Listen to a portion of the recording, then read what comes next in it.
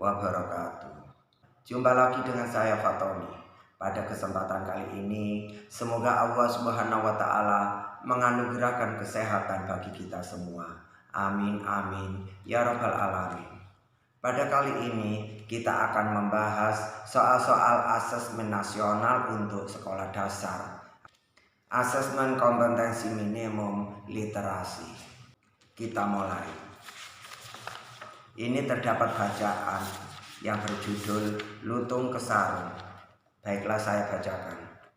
Pada zaman dahulu kala, hiduplah seorang putri bernama Purbasari, putri bungsu dari seorang raja dari kerajaan Pasir Batang bernama Prabu Tapa Agung.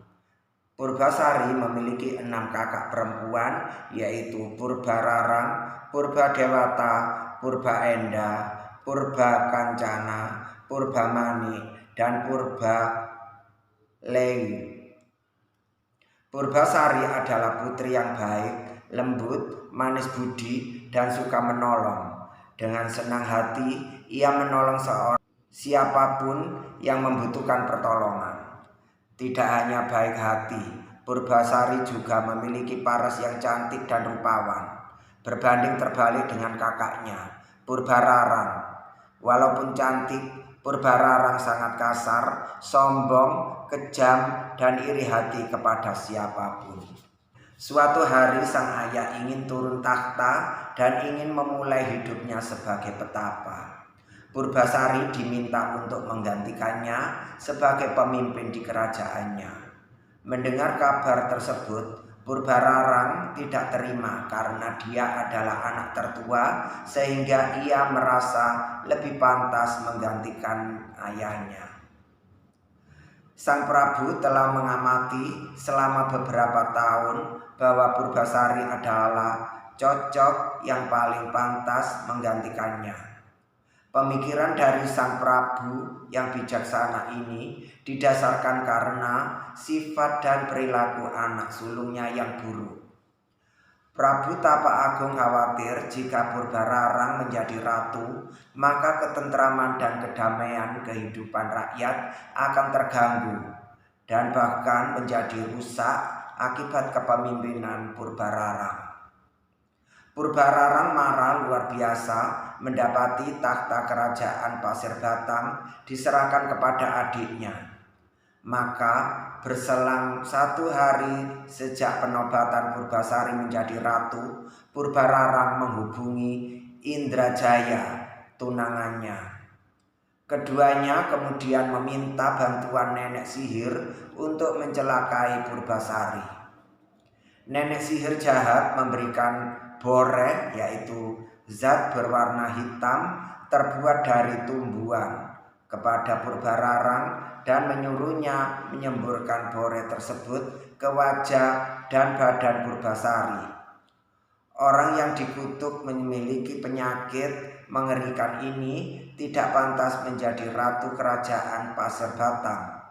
Sudah seharusnya dia diasingkan ke hutan agar tidak menularkan penyakitnya, kata Purbararang. Purbararang kemudian mengambil takhta. Dia memerintahkan Uwak Batara yang merupakan penasehat istana untuk mengasingkan Purbasari ke hutan. Ketika Purbasari tengah diasingkan di hutan, terjadilah masalah besar di Kayangan. Pangeran Guruminda tidak berkenan menikah dengan bidadari Kayangan seperti yang diperintahkan Sunan Ambu ibunya. Pangeran Guruminda hanya berkenan menikah dengan perempuan yang kecantikannya setara dengan Sunan Ambu ibunya. Sunan Ambu menjelaskan bahwa sosok perempuan yang secantik dirinya hanya akan ditemui Pangeran Guruminda di dunia manusia. Namun jika Pangeran Guruminda bersikeras ingin menemui wanita sesuai keinginannya itu, dia harus pergi ke dunia, tidak dalam bentuk Pangeran Guruminda yang gagah dan tampan, melainkan harus dalam wujud penyamaran berupa lutung. "Lutung Kesarung namamu," kata Sunan Ambu. "Apakah engkau bersedia melakukannya?" Pangeran Guruminda menyatakan kesediaannya. Setelah menjelma menjadi seekor lutung, Pangeran Guruminda segera turun ke dunia manusia. Di hutan Purbasari tidak merasa kesepian karena ia banyak memiliki teman dari hewan-hewan yang tinggal di sana. Salah satunya kera bernama Lutung Kasarung. Kera tersebut selalu membawakan buah dan bunga untuk menghiburnya. Dengan hadirnya Lutung Kasarung, kesedihan Purbasari perlahan sirna. Kelembutan hati, kebaikan, dan sifat baik Purbasari membuat Lutung Kasarung semakin lama semakin sayang kepada Purbasari. Sementara sikap tanggung jawab, kepemimpinan, dan kecerdasan Lutung Kasarung membuat Purbasari jatuh cinta, dan semakin lama mereka merasa tidak dapat dipisahkan lagi. Tanpa diketahui Purbasari, Lutung Kasarung memohon kepada ibunya Sunan Ambu untuk dibuatkan taman yang indah dengan tempat pemandian untuk Purbasari. Sunan Ambu lantas memerintahkan para dewa dan para bidadari turun ke bumi untuk mewujudkan keinginan dari putranya. Pancuran air di taman itu terbuat dari emas murni. Dinding dan lantainya terbuat dari batu pualam. Air telaga yang mengalir berasal dari telaga kecil yang murni bersih dan dengan doa-doa dari para dewa. Para dewa dan bidadari menyebut taman yang indah itu Jamban Salaka. Selain dibuatkan telaga dan taman yang indah, para bidadari menyiapkan beberapa pakaian indah untuk Purbasari. Pakaian itu sangat indah dan lembut, terbuat dari awan yang lembut dengan hiasan batu-batu permata dari dalam lautan. Tidak ada pakaian di dunia ini yang mampu menandingi keindahan pakaian Purbasari. Kabar mengenai kembalinya kecantikan Purbasari didengar Purbararang. Purbararang tidak percaya dengan berita itu. Purbararang lantas mengajak tunangannya untuk melihat kebenaran berita tersebut. Betapa kagetnya dia melihat Purbasari telah kembali ke sosoknya yang cantik rupawan. Purbasari terlihat semakin mempesona dengan balutan pakaian dari para bidadari. Purbararang khawatir telah kembalinya kecantikan adiknya Purbasari akan mengancam takhta yang saat ini dikuasainya. Dia pun memutar otak mencari cara untuk kembali menyingkirkan adiknya tersebut. Bahkan kali ini dia berniat menyingkirkan Purbasari untuk selama-lamanya.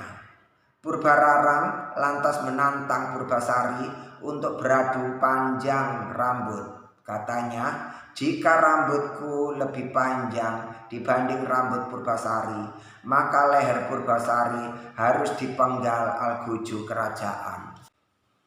Purbararang menelan kekecewaan yang besar setelah terbukti rambutnya yang sebetis kalah panjang dengan rambut Purbasari sepanjang tumit. Purbararang sangat malu mendapati kekalahannya.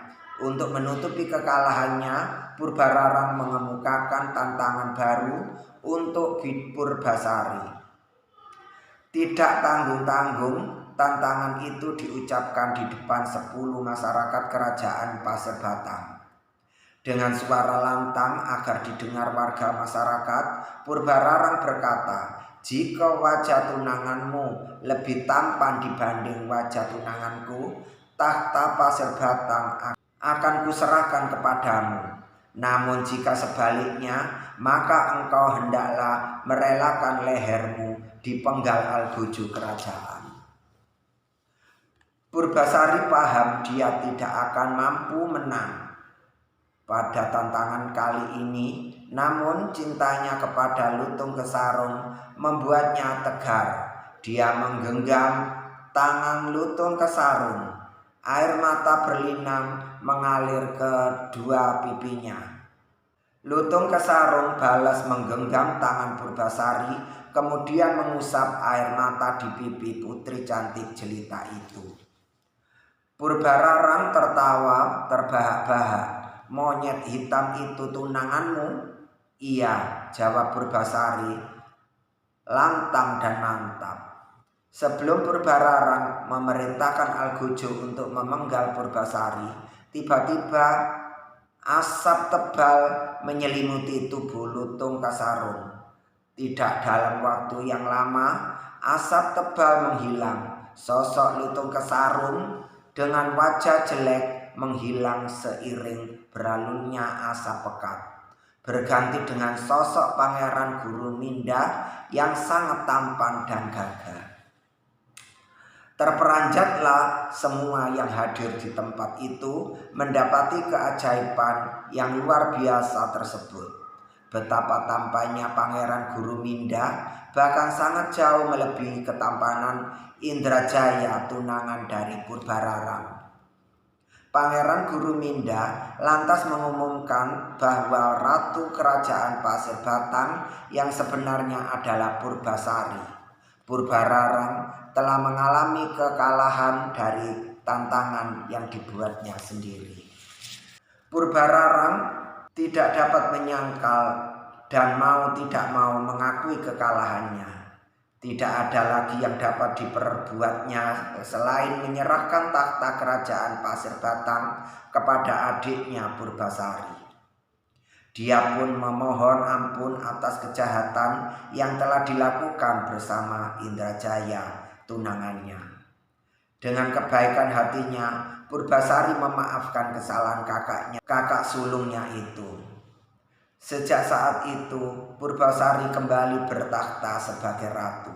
Segenap rakyat sangat bergembira menyambut ratu mereka yang baru, dan sekaligus terlepas dari belenggu pemerintahan Purbararang yang jahat.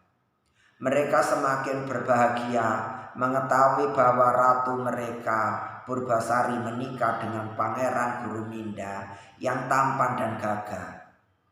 Purbasari dan Pangeran Guruminda pun hidup berbahagia. Selanjutnya soal-soal. Soal nomor 6. Nama asli Lutung Kesarung adalah Prabu Tapa Agung, Pangeran Guruminda, Indrajaya, Uwak Batara. Jawabnya B. Pangeran Guruminda. Nomor 7. Mengapa sang ayah ingin Purbasari yang menggantikan posisinya? Karena raja ingin bertakhta dan ingin memulai hidupnya sebagai petapa. Lihat paragraf ketiga.